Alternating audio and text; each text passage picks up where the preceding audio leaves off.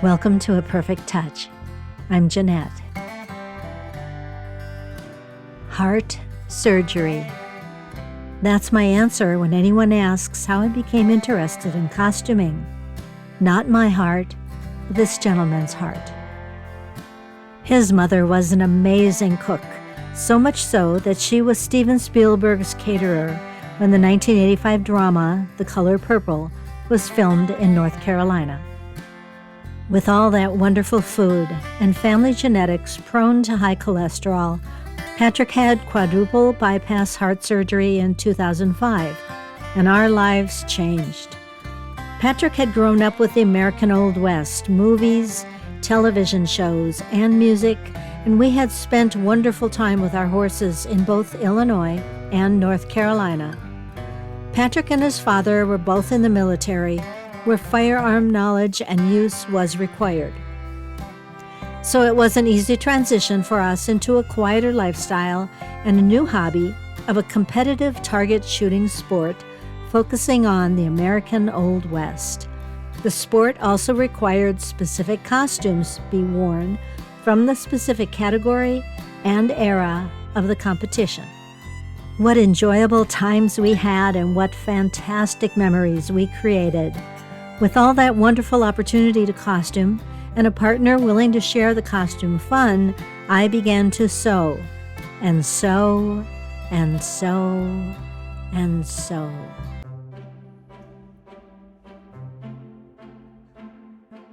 Fast forward to the summer of 2024. There was a bucket list adventure on the horizon, and I knew exactly what I wanted to sew.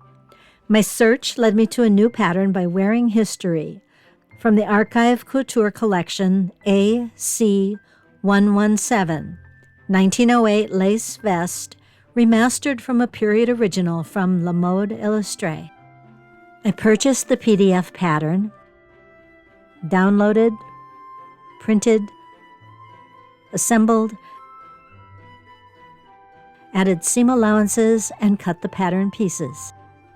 A back, front, and front lace overlay, cotton remnants in both black and white, a lace remnant for the front overlay, and some odd bits of trim. The waist needed quite a bit of adjusting, and I did that with the addition of a piece directly under the arm between the back and a portion that extends into the vest front. Two pieces are cut from the black cotton. The fronts are cut from the white cotton. The black lace overlay pieces are cut.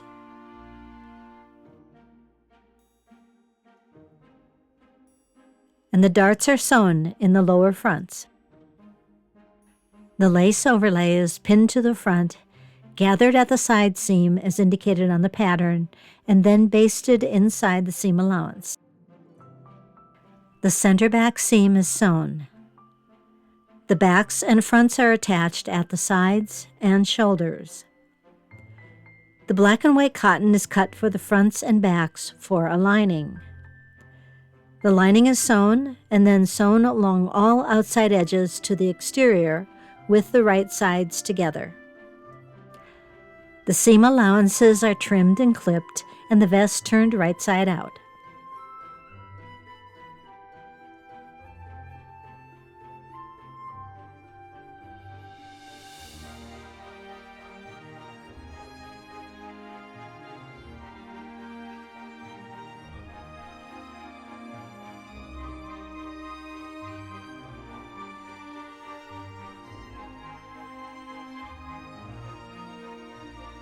The seam allowances of both the exterior and the lining armholes are folded in, and the exterior and lining simply whip-stitched together since trim will be added later. Although the pattern description is 1908, I will use this vest for a Victorian impression with my 1898 walking skirt. In true Victorian fashion, the trims have to be opulent and plentiful. The edge of my lace remnant had a beautiful design, and I wanted to use it as inspired by the pattern illustration. I gathered the inside edge and tested what might make an acceptable impression with the inches of trim I had to use. A few buttons left over from a previous project cover the gathered center and blend well with the beading on the lace. There was enough of the lace edge to create 7 trims. The different trims are pinned, changed, and repinned to the vest until I find what I like. Then all trims are sewn to the vest.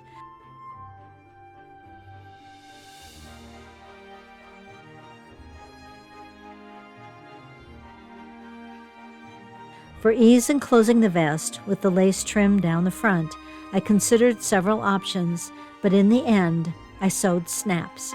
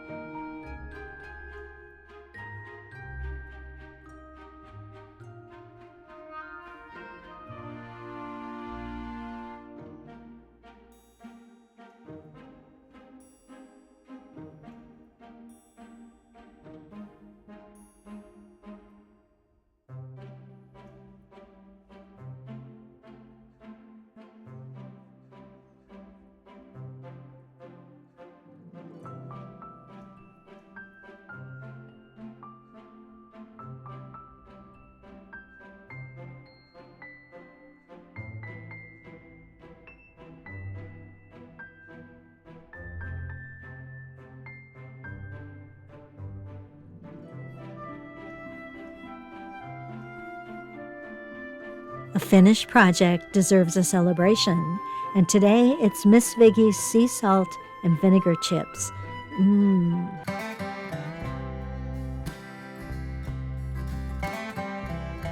An annual event for the sport Patrick and I had joined was the SAS convention in Las Vegas in early December.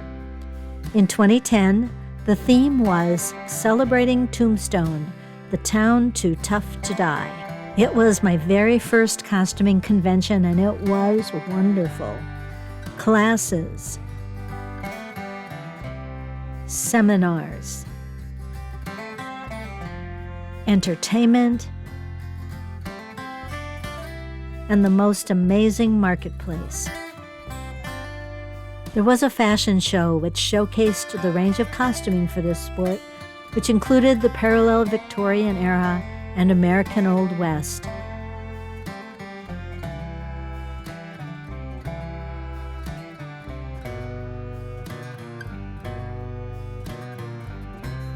There was a saloon night, and a group of us had planned to be entertainers from the Birdcage Theater in Tombstone. I was Carrie Cardinal, since I was from North Carolina, and that is our state bird, and my friends didn't recognize me in my strawberry blonde wig. I presented my skit and costume and was completely shocked when I was honored with first place. I wore this gown, my very first Victorian gown, won in an eBay auction made by my now friend Diane, and the first hat I ever made, to the T, and was so thrilled to meet these lovely Tombstone ladies. The convention gave me an opportunity to wear the first Victorian ball gown, completely sewn by me, inspired by an 1888 illustration in Harper's Bazaar. I entered the costume contest for the evening, and then had a perfectly incredible time at the dinner and dancing at my very first Victorian ball. It was incredible. And then I was honored with a second place win. While mining for these photos, I realized I was attentive to details even then. Sleeve bow beaded detail, bag with leaf detail, shoes with leaf detail taken from the gown fabric. I had also sewn a day option for the ball gown underskirt and created a hat. With so much opportunity to learn, to create, to meet people in such a welcoming hobby, to have hours and hours of fun and laughter, to dance, and to learn about the history of the American Old West, all combined to solidify my love for costuming. So when my friend Amy suggested we travel to Tombstone, Arizona, In the summer of 2024, I was thrilled. I hadn't traveled to that part of the country, and it was a bucket list adventure. Off we go. I'm in awe of the majestic landscape. Amy has set us up to stay at the Hotel Tombstone. It is on Allen Street with a private balcony overlooking the street and is directly across from the world-famous Birdcage Theater. We are staying in the Madam's Room with direct access to the balcony. Am I thrilled? You bet. Amy and I spend our first hours in Tombstone walking the boardwalk along Allen Street, enjoying the relative space and quiet of a non-event day. The history and architecture are of a time so recent in the past, yet so telling of the struggle and strife of that period of the settling of the American Old West. We ride the stagecoach and are given a thorough tour and telling of Tombstone.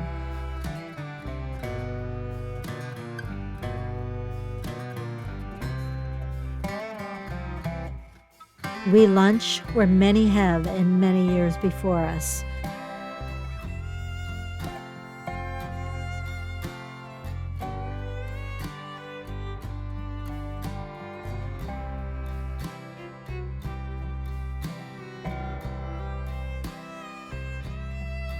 We share a moment behind a bar that we wish could talk and tell us all the tales.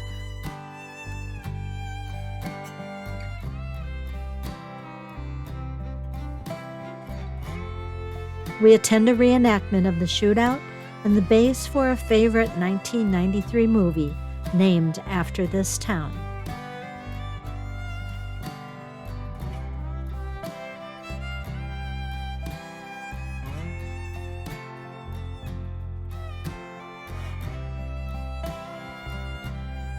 The next day, the sunrise is glorious, but I've learned from the day before that I'm not accustomed to this intense heat, and we take the early morning to enjoy coffee on the balcony.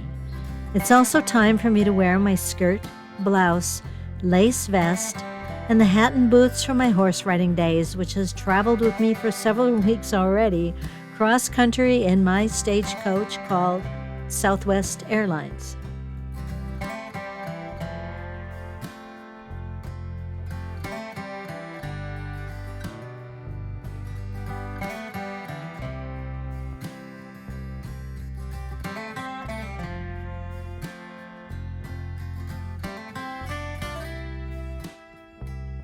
The late 1800s Victorian era and American Old West, two parallel but extremely different times in history.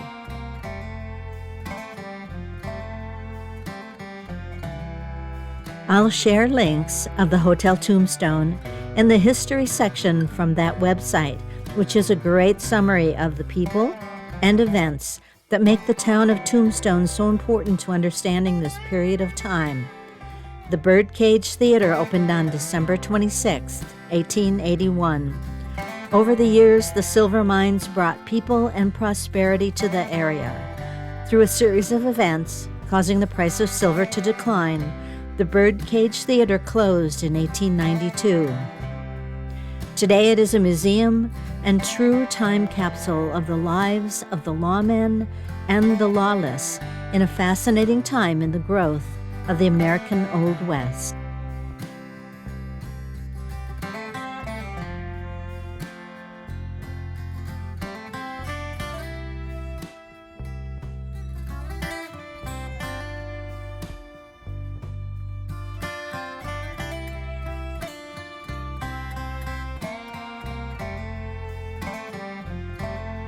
The Hotel Tombstone website will tell you about this gent, Ed Shefflin, who founded Tombstone in 1877.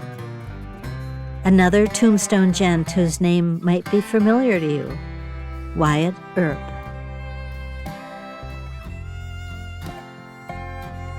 Original wall coverings behind a protective glass.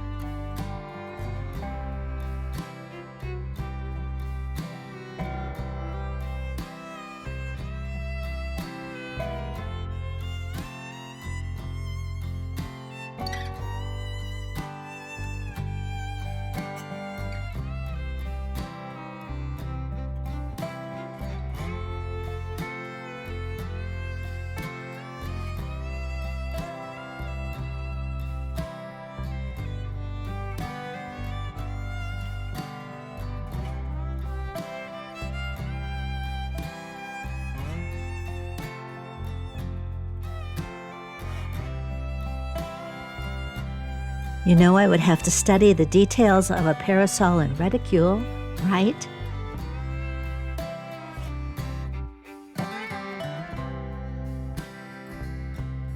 Items in the glass case were found in dressing rooms in the 1940s when some work was being done on the rock foundation of the building.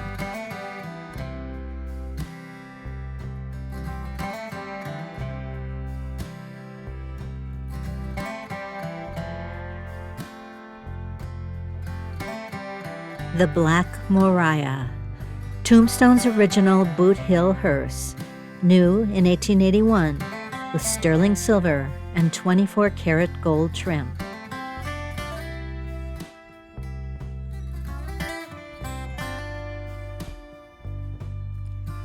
Down the stairs to the lower level, where we see the table that held the 8-year and 5-month-long poker game. A lower level area of the building, left as it was found many years after the 1892 closure, barred from entry by visitors.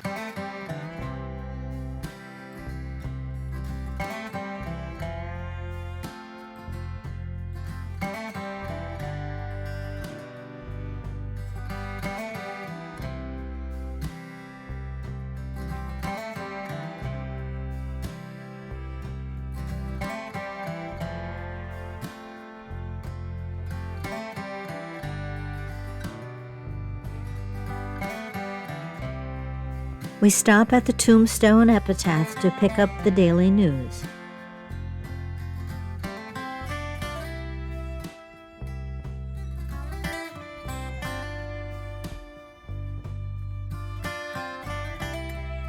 Our last stop in the 21st century, as many who came to Tombstone in the 19th century, is Boot Hill Graveyard. This Boot Hill Graveyard resident bids Amy and I farewell with memories of an extraordinary summer adventure. Happy trails to you, and thank you for being here.